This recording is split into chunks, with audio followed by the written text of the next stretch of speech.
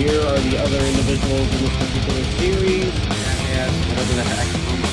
Work our way down to another edition. AJ Styles, which I really enjoy.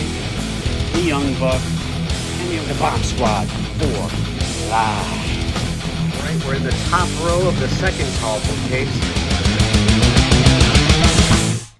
Hey there, mate.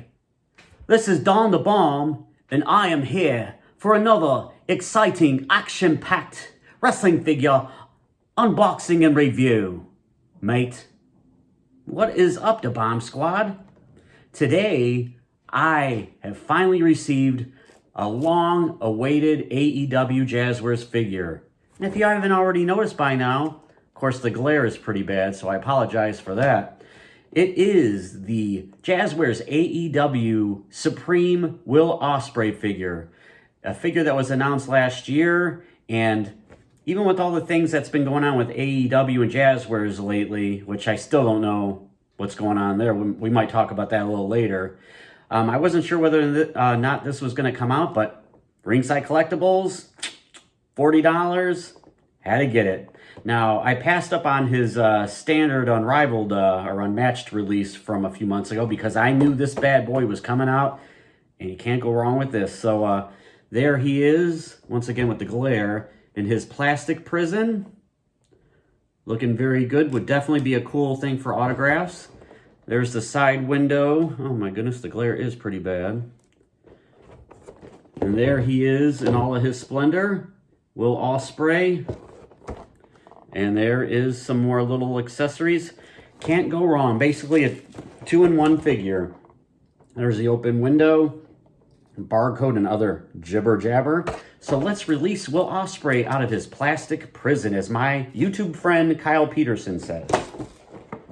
And we'll see what the fuss is about. Oh, actually, I should probably take everything out of here.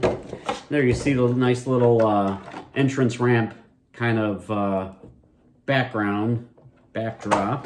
Once again, there he is again in one of the attires that he's wearing, I believe. Put it off to the side. Ooh. Oh, all right. You gotta love it when the figures are easy to take out. All right, let's go into the accessories first.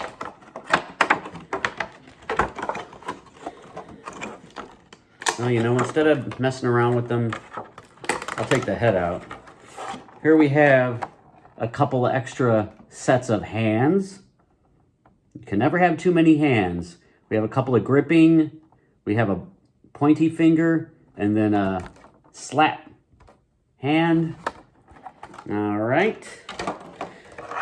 And then on this side, we have yet another head sculpt.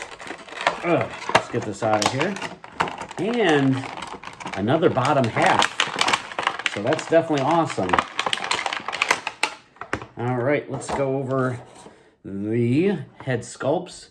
Here he is kind of with a little smile here. Very nice. You know, when Jazwares is kind of hit or miss with their face scans, face sculpts, but definitely you can tell this is Will Ospreay. They did a good job with these. Here is a screaming Will Ospreay head. Surprised there's no AEW microphone. Every figure seems to have that. Okay, here is the attire, the bottom half that it comes with. Very nice. You have that kind of metallic green with the gold, white trim and black, a little bit of black. Love it, love it. That's kind of the color scheme he's most well known for. And now let's get to the man himself, Will Ospreay. All right. Look at that. He comes with these hands. Now, does he even do that sign? I don't even remember him really doing that, but hey, I love you. I love you. Or, you know, the horns. You know, the horns. Anyway, look at this nice soft goods duster robe. Has the fringe here with the yellow, the green, a little bit of metallic gold and green on this side. Very, very elaborate. This little affair back here kind of gives a fur coat effect. Look at the detail in this coat. I mean, haven't seen too many coats better than this one. You know, it's very, you know, I'd put it in the same level as the WWE Ultimate Edition Mattel Asuka. Came out last year. And then, here we go with the attire here. You have some, once again, the gold, the metallic green, the black, the white, and we have some purple in here. Very nice. The kick pads, you know, once again, you have the kind of color concept. It's tough to choose your, which legs you're going to use, but... And then you see the plastic on here, so obviously there is always that chance of staining, especially when it comes to the black garments. So hopefully there's none of that action going on. But underneath we have gold, so maybe not. And I don't know if I want to take this jacket quite off yet, because that could be a pain in the butt to get back in, but here's the face scan that comes with it. Once again, Will Ospreay, given the I love you sign. There's the torso in which they're given to him. Very nice, very nice. The articulation, you have the double jointed pinless elbows, removable hands, bicep cut, butterfly joints, always pleasant to see. Head goes around, all the way around, as if he was in an exorcism. The up and down's pretty good here. We have a nice ab crunch.